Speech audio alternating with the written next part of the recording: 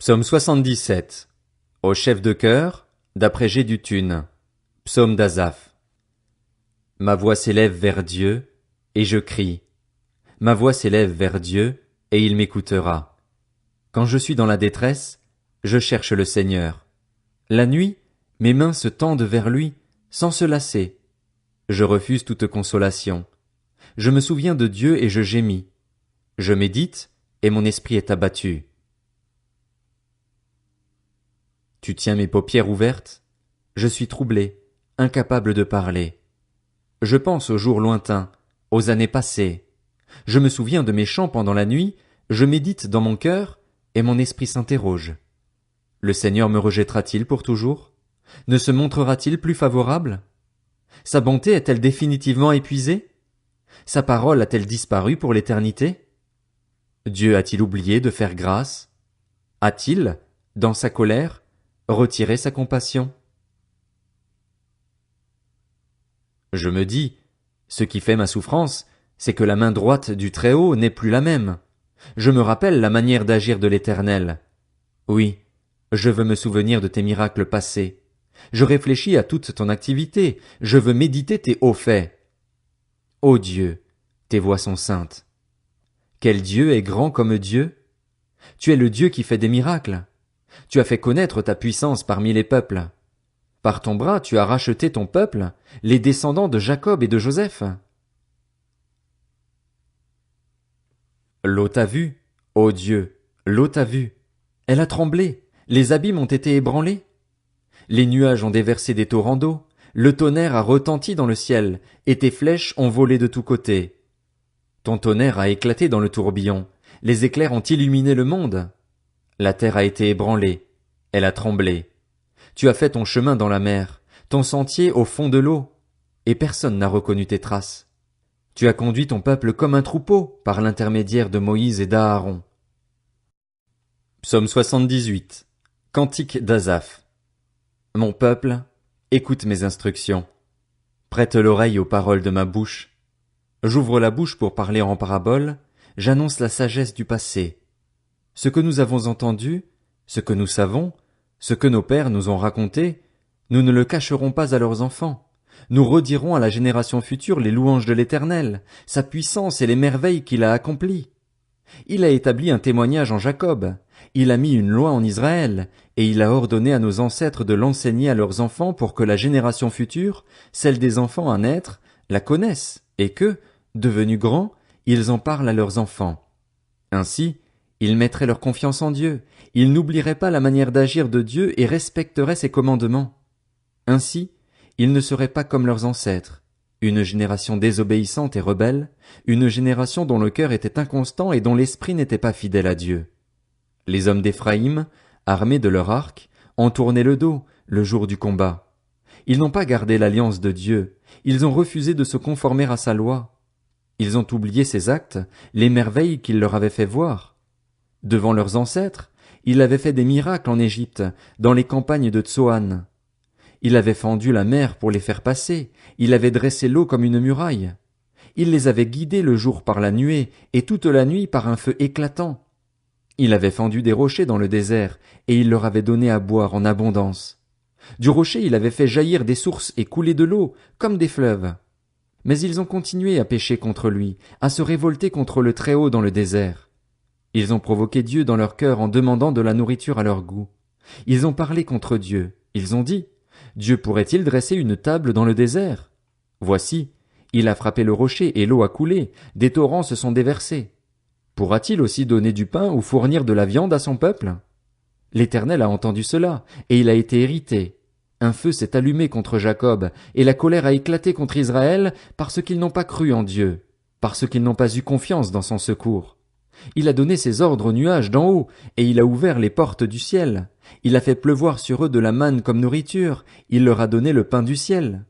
Ils ont tous mangé ce pain des grands, il leur a envoyé de la nourriture à satiété.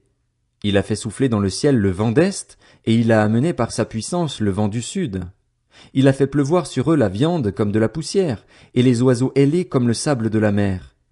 Il les a fait tomber au milieu de leur camp, tout autour de leur tente. Ils ont mangé et ont été pleinement rassasiés. Dieu leur a donné ce qu'ils avaient désiré. Mais ils n'avaient pas encore assouvi leur désir, ils avaient encore la nourriture dans la bouche, quand la colère de Dieu a éclaté contre eux. Il a fait mourir les plus vigoureux, il a abattu les jeunes hommes d'Israël. Malgré tout cela, ils ont continué à pécher et n'ont pas cru à ses merveilles. Il a mis un terme à leurs jours d'un seul souffle, à leurs années par une fin soudaine. Quand il les frappait de mort, ils le cherchaient, ils revenaient à Dieu, ils se tournaient vers lui. Ils se souvenaient que Dieu était leur rocher, que le Dieu très haut était celui qui les rachetait. Cependant, ils le trompaient de la bouche, ils lui mentaient de la langue. Leur cœur ne lui était pas fermement attaché et ils n'étaient pas fidèles à son alliance. Pourtant lui, dans sa compassion, il pardonne la faute et ne détruit pas, il retient souvent sa colère et ne s'abandonne pas à toute sa fureur. Il s'est souvenu qu'ils n'étaient que des créatures, un souffle qui s'en va et ne revient pas. Que de fois ils se sont révoltés contre lui dans le désert, que de fois ils l'ont irrité dans les lieux arides. Ainsi, ils ont recommencé à provoquer Dieu, à attrister le Saint d'Israël. Ils ne se sont pas souvenus de sa puissance, du jour où il les avait délivrés de l'ennemi, des miracles qu'il avait accomplis en Égypte et de ses prodiges dans les campagnes de Tsoan. Il avait changé leur fleuve en sang, et ils n'avaient pu en boire l'eau. Il avait envoyé contre eux des mouches venimeuses qui les dévoraient et des grenouilles qui leur apportaient la dévastation. Il avait livré leur récolte aux criquets, le produit de leur travail aux sauterelles. Il avait détruit leurs vignes par la grêle et leurs sycomores par la gelée. Il avait abandonné leur bétail à la grêle et leurs troupeaux à la foudre. Il avait lâché contre eux son ardente colère, la fureur, la rage et la détresse, une troupe d'anges de malheur. Il avait donné libre cours à sa colère, il ne les avait pas sauvés de la mort, il avait livré leur vie à la peste. Il avait frappé tous les premiers-nés de l'Égypte, ceux qui étaient les aînés des enfants sous les tentes de Cham. Il avait fait partir son peuple comme des brebis, il les avait conduits comme un troupeau dans le désert. Il les avait guidés en toute sécurité, pour qu'ils soient sans crainte, et la mer avait recouvert leurs ennemis. Il les avait amenés sur son saint territoire, jusqu'à la montagne que sa main droite avait conquise. Il avait chassé des nations devant eux, leur avait distribué le pays en héritage et avait fait habiter les tribus d'Israël dans les tentes de ses peuples. Mais ils ont provoqué le Dieu très haut et se sont révoltés contre lui, ils n'ont pas respecté ses instructions. Ils se sont éloignés et ont été infidèles comme leurs ancêtres, ils se sont retournés comme un arc trompeur. Ils l'ont irrité par leur haut lieu, ils ont excité sa jalousie par leurs idoles. Dieu a entendu cela, et il a été irrité, il a durement rejeté Israël.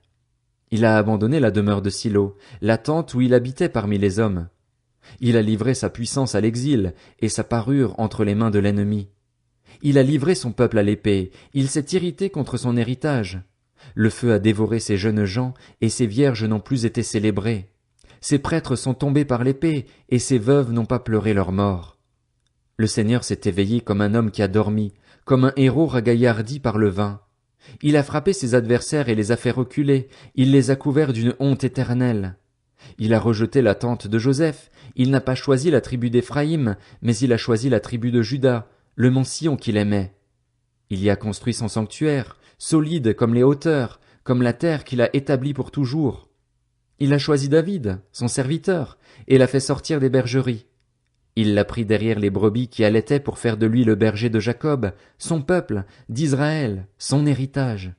David les a dirigés avec un cœur intègre et les a guidés avec des mains habiles. Psaume 79, psaume d'Asaph.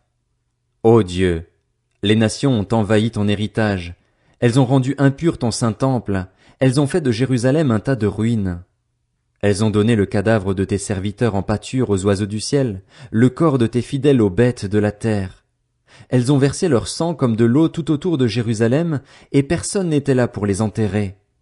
Nous sommes devenus un objet de mépris pour nos voisins, de moquerie et de raillerie pour ceux qui nous entourent.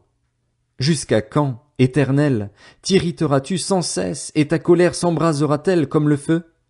Déverse ta fureur sur les nations qui ne te connaissent pas et sur les royaumes qui ne font pas appel à ton nom.